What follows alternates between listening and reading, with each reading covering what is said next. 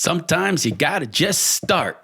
Ba-da-ba-ba-ba. This is the intro song. This is the Quits His Day Job Motivation to Get You Started podcast. A podcast from a guy who really doesn't know what he's doing for people who really don't know what they're doing. Join me, your host, Greg Owens, a.k.a. O, as I unpack the hows and whys of people who just can't seem to get unstuck and start pursuing their dreams, just like me. We'll grow together and figure this thing out. I'll figure out a podcast. You'll figure out how to pursue your dreams. We'll grow together and we'll get better as a team. O quits his day job. Motivation to get you started. Coming at you right now. Bow, bow, bow.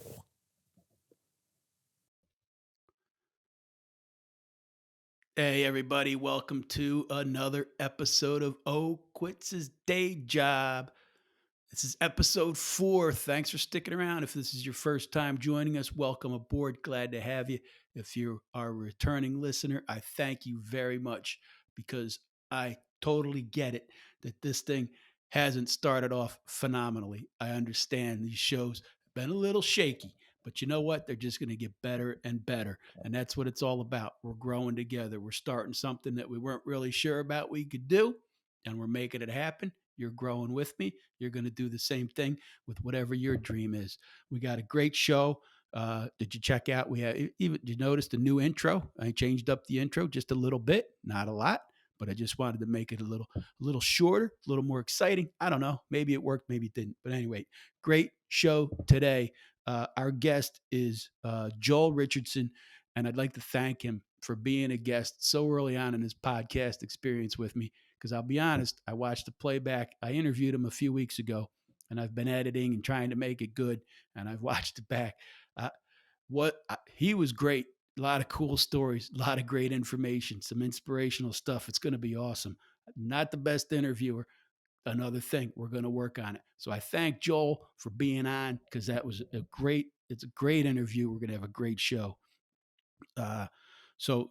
Basically, today's episode is going to be about obstacles, okay?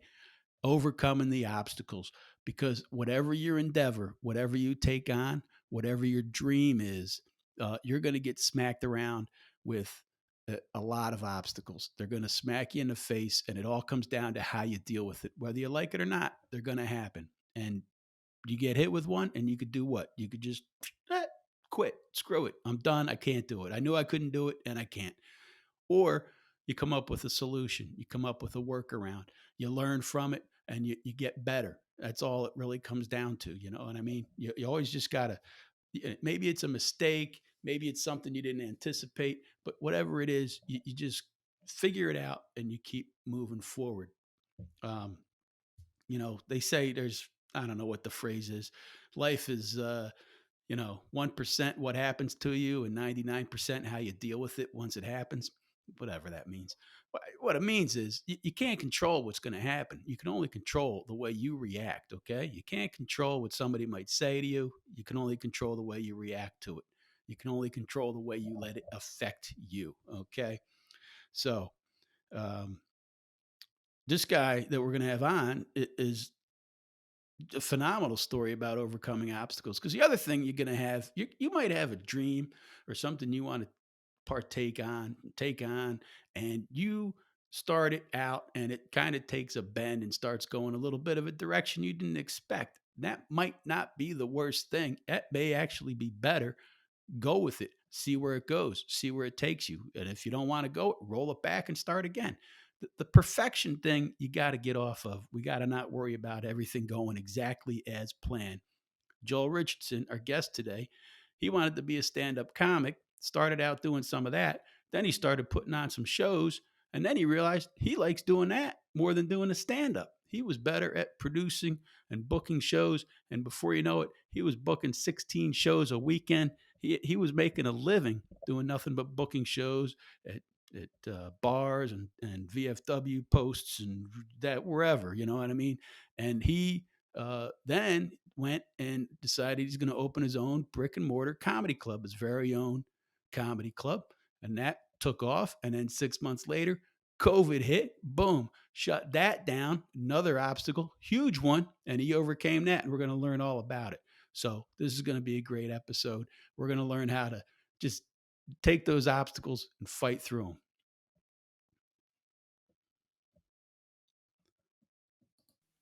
So, ladies and gentlemen, this is going to be a great interview. Very excited to have this guy with us today. Uh, like I said at the top, he's a producer, he's a booker, comedy producer, comedy booker. He owns his own comedy club outside of the Philadelphia area, and he's a comedian himself. Another guy that had a lifelong dream of being a comic, and he actually pulled it off, and he's been doing some great things for the comedy scene down in the Philadelphia area.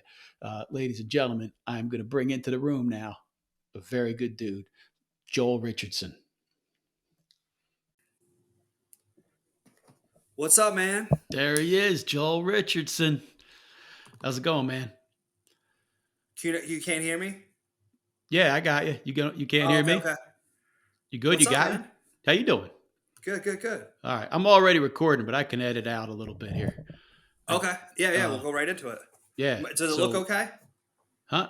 Yeah, it looks good. I mean, I can't tell now until I do the final edit. I guess this stuff's new to me, man. I'm just, I'm just pulling Yeah. the trigger and getting going at it because that's what it's all about.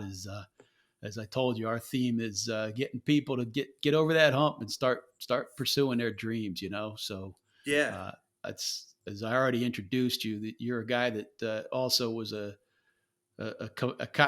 your dream was to be in comedy, right? From a young age, and Yeah, so I thought I was going back to school to get my MBA, and that's when I started comedy for the first time. And I was working in pharmaceutical sales full time and going to school full time. Tried to do stand up. I left 2000, May 6th, 2009. So it'll be 13 years this May. But even when I left, I thought I was going to have a career in comedy, um, in the sense of just performing. But then I quickly realized my passion and my talent laid in being the producer, putting it all together, being a manager, talent manager. So even though I like performing and getting up there for 10, 15 minutes and hosting shows, it's more of being the man behind the scenes is what right, keeps food in my mouth. yeah, right. And that kind of evolved for you, right? I mean, that was the thing. Let me ask you this: you mind saying Yeah. how old, how many years were you established in your career before you made the jump? Yeah, no, no. So I was I started comedy. I was 26. So I'm Okay, 41. I'll be 42 in May. okay, So yeah, I mean that's the thing. And then when I was 29, when I made the leap of faith, and I just thought I was like, there's never a perfect time, but I'm not married. I don't have any kids. If I don't do it now, when am I going to do it? I owned two houses at the time. And so I had a little bit of money saved up, and I cashed out my 401k and said wow, our that's future is going to be in applesauce anyway. So one day, no matter what, right, that's where you're going to be, old yeah. and eating applesauce. So make it happen.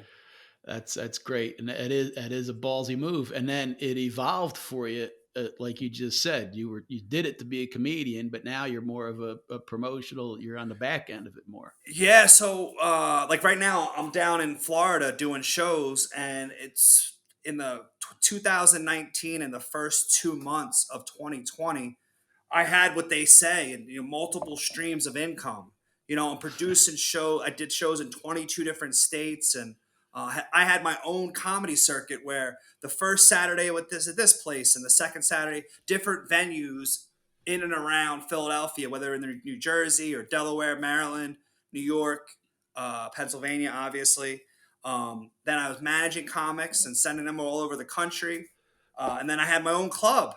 We opened up November 1st of 2019. After being in this business for a decade and a half, I finally had my own brick and mortar, because it's frustrating when you're trying to run other venues because you can't just book the talent and start promoting. You got to check schedules and make sure there's staffing so it was nice to have my own place that I could put all my energy into it and call the shots, so to speak. And we went Right. from Yeah. one day a week to being open 5 days a week by the end of February in 4 months. So, obviously it was a charity night, Yeah. and open mic were included in there. But 2 weeks later, like everyone else, we were shut down due to the pandemic. And I literally went to bed at night in April because I had my first full time staff member, my general manager, and I went to bed with $300 in my account because no shows, no dough. I had money saved up, but that just keeps going dwindling and getting less and less as you're paying your bills. I had a house and a mortgage, and so I went to bed with $300 and I woke up the next day. I'm like, I got to make payroll. I don't know what I'm going to do. And the first federal grant came in for three Right. grand. So I was able to make that penny. I was like, you know what? I can make that payment. Things happen for a reason. And I guess I'm on the right track. Yeah. So so it was the pandemic. You started your club November 19, pandemic Yep. hit March of 20. I was Yep. actually booked to be at your club. I think the first weekend you had to shut down Yeah. With with Schubert, Dina. I think. Well, no, it wasn't No, it Schubert. was It was Dina Blizzard you were Dina booked in Blizzard. Yep. originally with. I met you Yep. through Jimmy Schubert. Right. Yep. And on a side note, there's a person that took a bad, a, what do you call it, a downfall, and she turned it into something huge because she blew up on the internet just doing her videos from home during Yep. uh, during pandemic. So Hmm. there's another person that didn't let things stop her. You know what I mean? No, And there's always an opportunity no matter what's happening. There's downfalls, but there's also opportunities. right, right, because you could have just quit and you could have probably got a job somewhere again, right? But no, that wasn't part of the plan, right? Yeah, well, no, and my sister actually just brought that up yesterday. She said, she's like, if I would have folded and I would have not persevered and let the pandemic get the best of me, no one probably would have held it against me.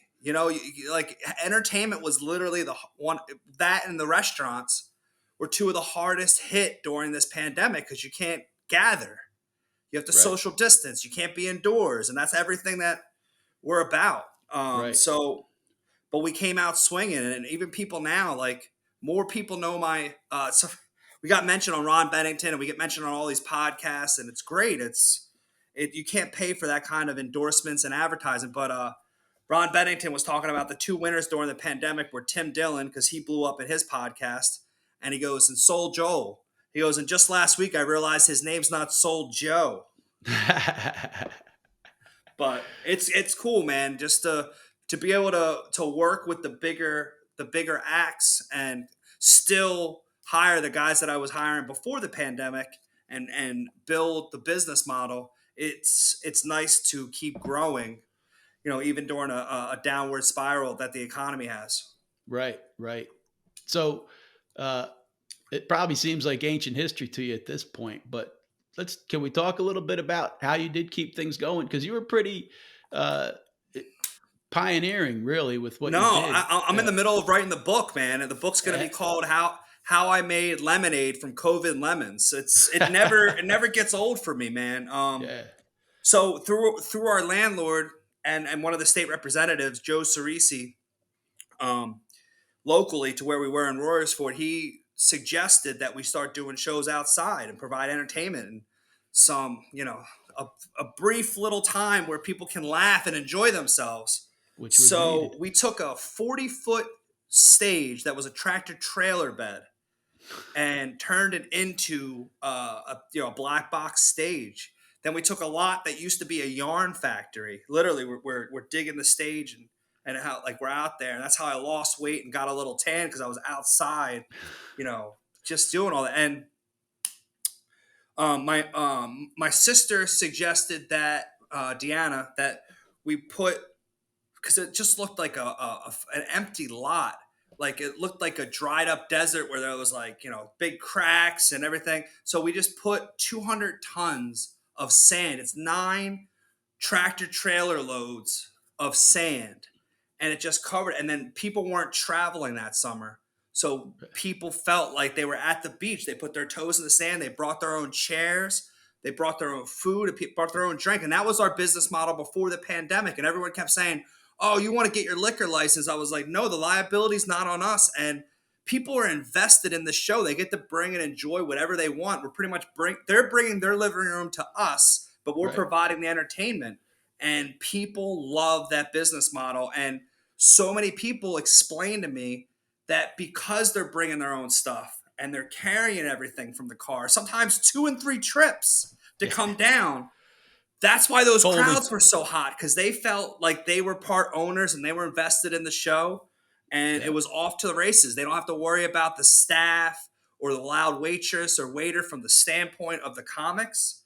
Right. It's off to the races. There's none of that. It's straight comedy from the minute it starts to the minute it ends. No check spot.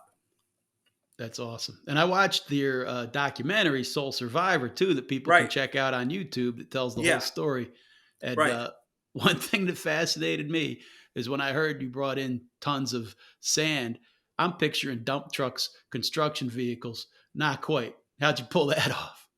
Yeah, so well, it was at first, but what happened was we didn't set it up to where it was draining. So when it would rain for a large amount of time, because it was like hurricane season in August, we had to get more sand and bring that in.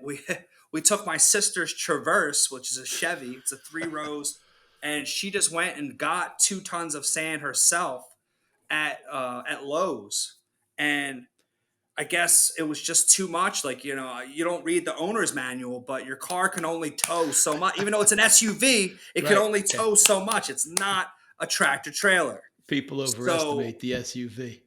yeah, the guy at Lowe's was like, "No, you're gonna burn out your engine. You're gonna seize your engine if you try to tow this much sand." So she just grabbed some guy, and she's like, "Hey, do you want to get some good karma on you?" He's like, "Yeah, I'm having a terrible day." So she's like, "Can you drive a half a ton of sand to Royers for it?" So she just puts the guy agrees to it. She gives him the address like it's 1988, and he just takes it and takes the directions. I go, like, all willy nilly. Yeah. You don't even know this guy's name, don't have his number, and you just think he's gonna show up.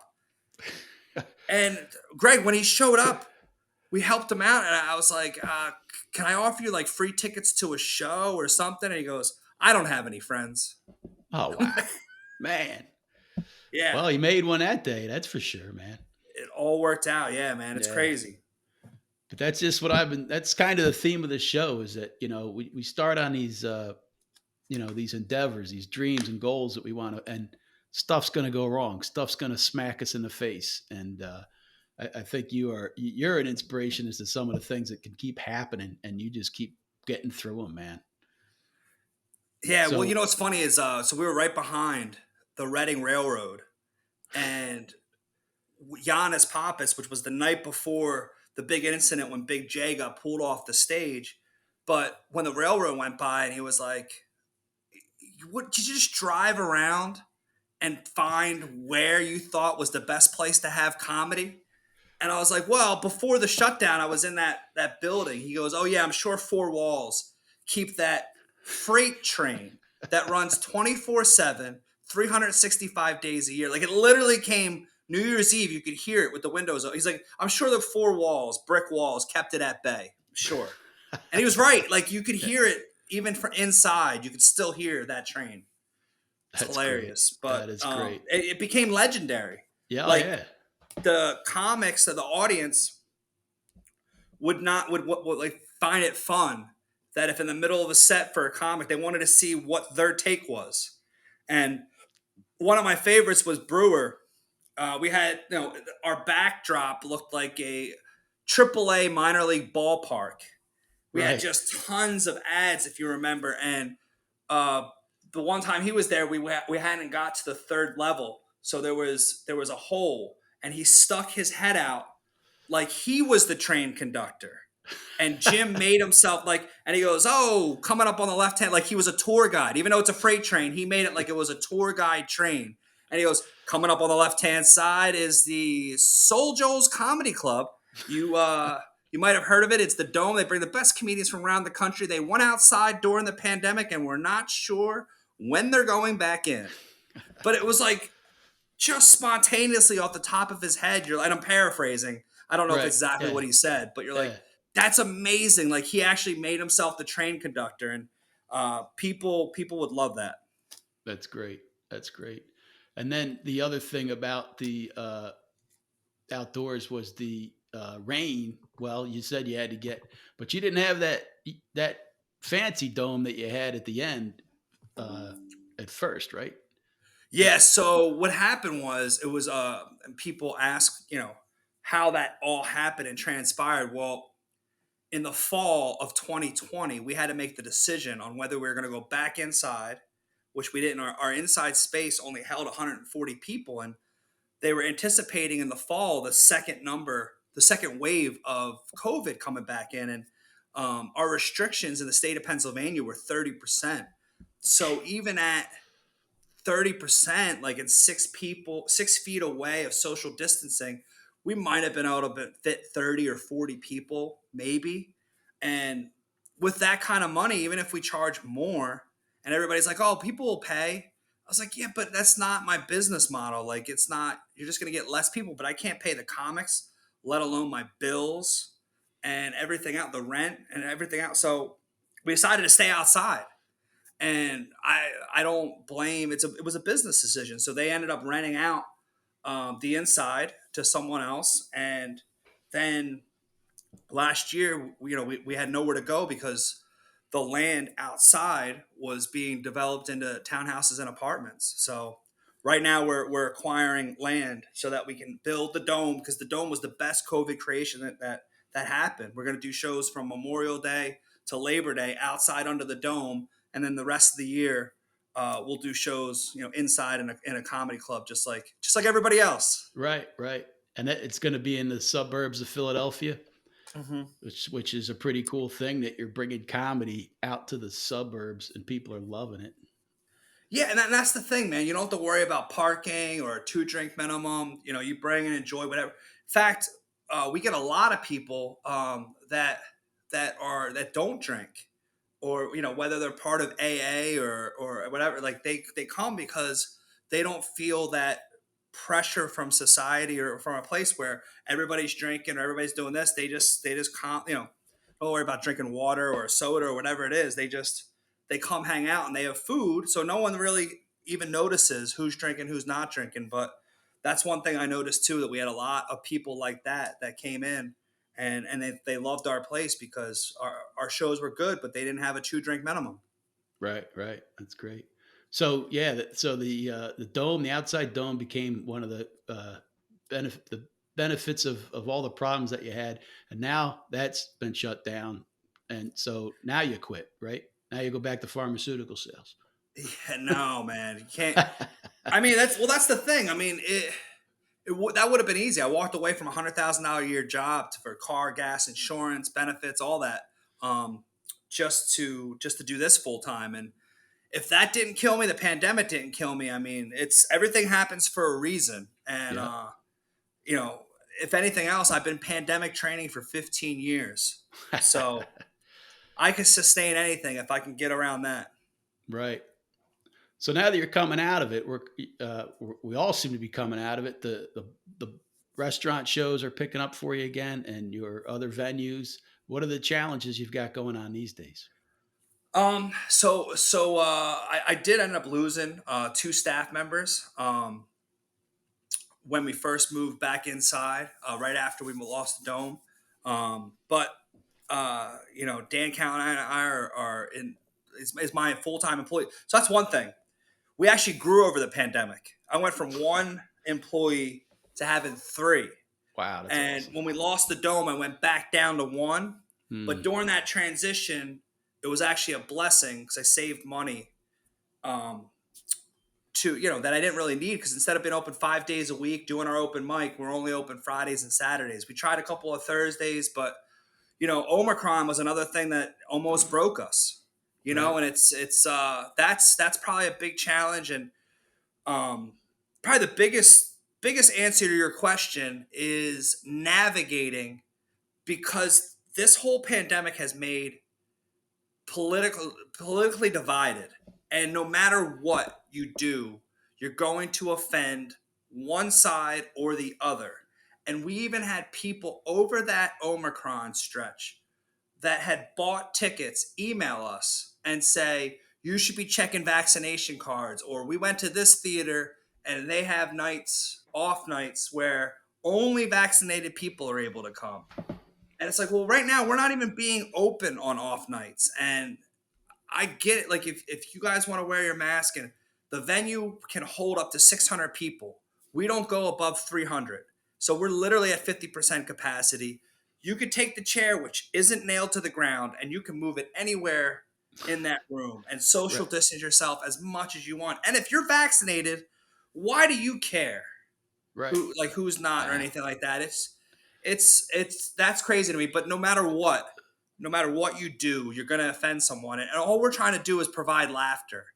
And here's the thing: if you don't want to come, you don't have to. right. Right. But so what? Let me ask Huge you this, challenge, buddy.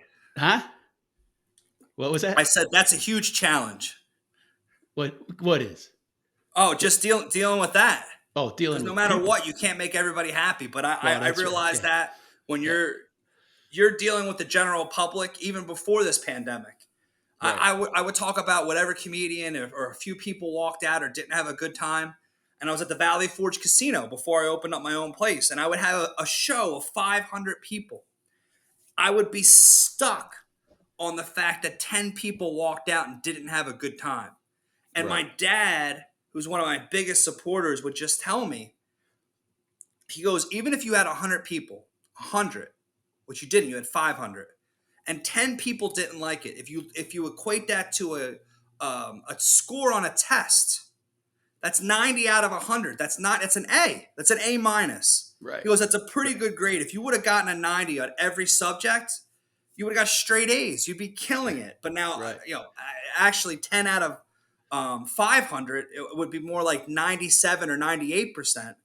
Right. But he kind of made me Okay. look at that. It's like no matter what you do in this business or any business, Yeah. you can't always be 100%. It's just how you handle it to let them know whatever went wrong won't happen again or how you can change it. It's all about how you react to that Exactly. situation, I think is the best way to put it. No, I think that's great advice.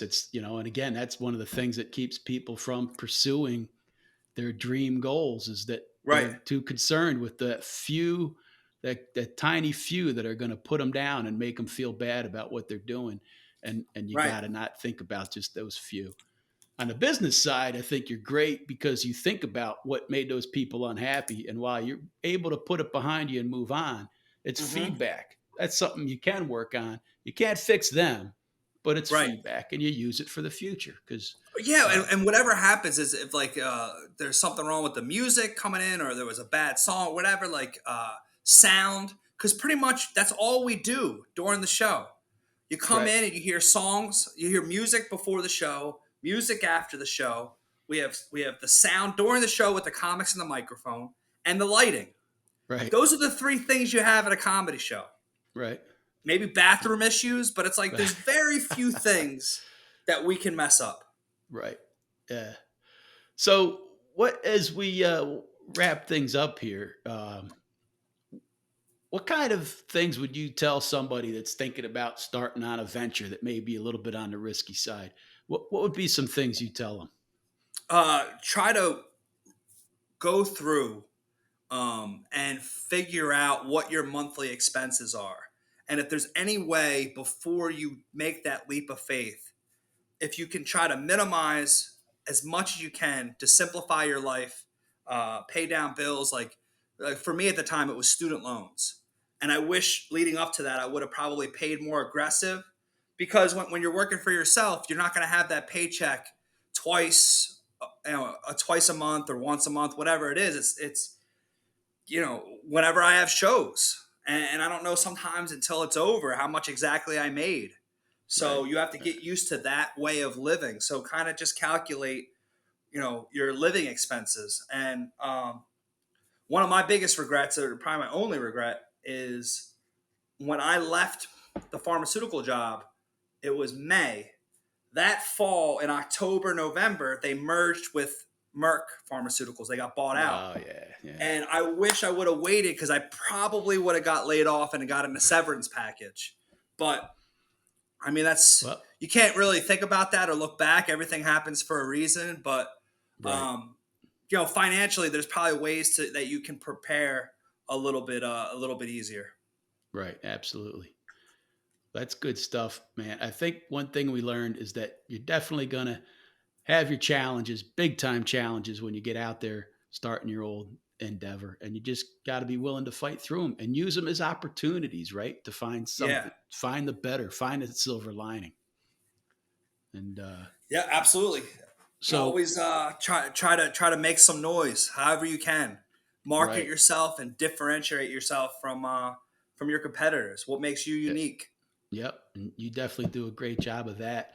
Where can people check out Soul Joel Productions? What's all Yep. your So on Instagram, me personally, it's SJP Comedy. Soul Joel Productions, SJP at SJP Comedy, and the comedy club is souljoels.com. SOULJOELS.com. On Instagram, it's at Soul Joels. awesome, man? And we'll put all those hashtags and ats and all that crap that you put on stuff on Yeah. there uh, when this is up on YouTube, etc. So, Joel, I really Cool. appreciate you, man. This was cool talking to you, and best wishes. I think you're going to continue to do phenomenal things. I'm looking forward to seeing it, and Yeah. hopefully be along for the ride. Thanks, Uh, brother. I appreciate it, man. This was fun. Thanks for having me. you got it. Thank you. I will sign you off now. If I know how to do that, holy moly, this stuff's complicated, brother. All right. Thanks, Joel. We'll see you. This is the outro music. It's the music at the end of the podcast. They call it outro. It's the me talking about the stuff that was on the show. Thanks for listening, folks. This has been the O Quits His Day Job podcast, motivation to get you started. This podcast is brought to you by GregOwensComedy.com, produced by Greg Owens, music by Greg Owens, everything by Greg Owens, except the artwork. That was Joe Owens. Check him out sometime too. Folks, don't forget to subscribe, follow, share, brag about, go to Instagram, all the stuff you're supposed to do when you like a podcast. We'll see you next time, folks. Thanks for coming out. Boom.